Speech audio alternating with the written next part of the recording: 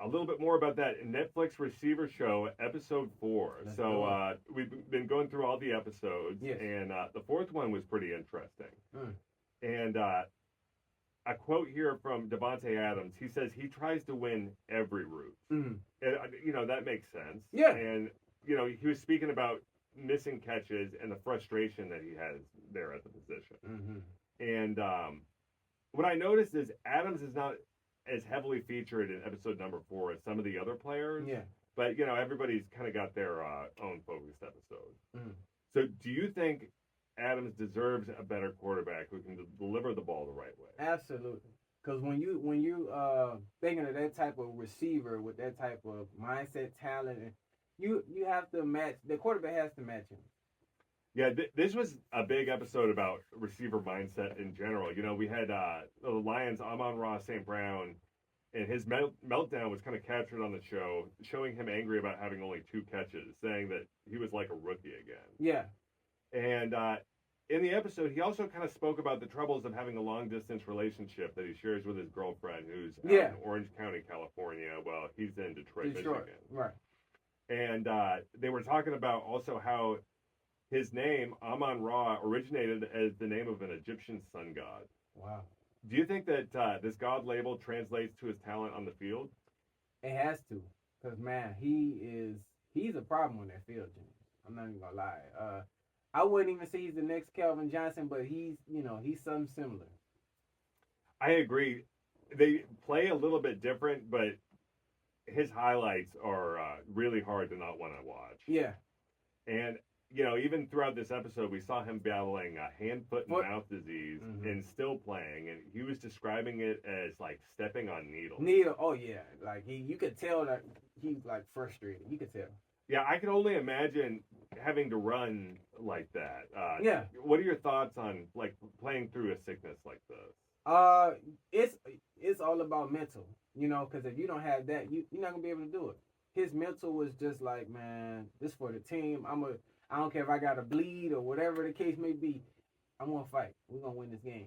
Yeah, he covered his face up and he went out there and he played for his team. Absolutely. I thought it was interesting because you had the Detroit and Vegas game, and that must have been really easy for the Netflix crews to be there at the same game. Oh yeah, going on this side, capturing his moments.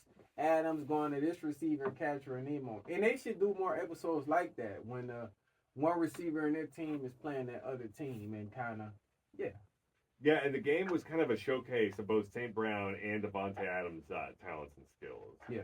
So, who is the receiver you want on the team between Devontae Adams and Amon-Ra St. Brown? That's a hard one. Cause I like Adams. Adams has speed and he has that mindset, but so does Brown. But I guess since Brown is kind of the younger player, and he'll probably give me more, I have to go with Brown. I would agree. It would be great to have them both because you could have Brown work in the slot. Right. And Devontae Adams, I've always seen him as the typical outside number 1 receiver. Yeah, absolutely. And, George Kittle was also in episode 4 shown visiting the WWE Pro Wrestling and mingling with all the wrestlers and the characters and stuff. He was saying, I'm more of a 13-year-old than a 30-year-old. Right. And he was comparing it to being like a kid in a candy store. So is it a surprise to hear that Kittle has had a wrestling ring in his backyard? No. He kind of gives those vibes. Like, we all kind of had that wrestling fantasy. So yeah, not surprising at all. Yeah, I liked the way his wife was kind of describing it, because she wasn't saying it as like, oh, there was a wrestling ring in the backyard. It was so annoying. She was kind of talking about it, in a positive and happy way. Right. So after Kittle's retirement from the NFL, could you see him as a pro wrestler? Yeah, I can see that. Or he's gonna be some involvement in it. You know what I mean? He'd have that big beard and the long hair and everything. Yeah, absolutely. And another thing that I noticed from episode 4, it is pretty hard to believe that Detroit previously had only won one playoff game against the Cowboys all the way back in 1992. And, this was shown to be written, on the wall there in the team room. Yeah. And I thought that was kind of rough. And Yeah. although it has now been changed with, the head coach Dan Campbell, that new young defense, and also the quarterback Jared Goff. Yeah. Was it healthy to remind players of the lack of team success? It has its pros and cons to it because we kind of looked back at that game that they had last season with Detroit and Cowboys, and we thought they had that in the bag, but they made careless mistakes, this and that.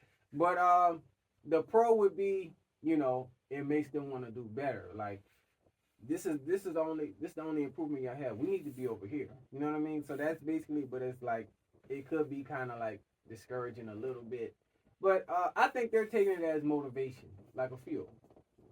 Do you think that Detroit will continue to see this success? Yeah, absolutely. And you know what? I want them to succeed, James, because I mean, their fan base alone just makes you root for them. Like they're never giving up on that team. Yeah, another interesting fact from episode 4 is we got to see the St. Brown brothers face off when the Bears visited Detroit. Yeah. And it was him and then his brother Equanimeous St. Brown. Yeah. And I thought it was actually pretty savage. You had the parents admitted to rooting for Amon-Ra's team to win just because they had a better shot to make the playoffs. What do you think about this? Man, that's that hurt. That's kind of that hurt. But it's like, I mean, the facts are facts. Whether their parents or not, whoever has the better chance, yeah.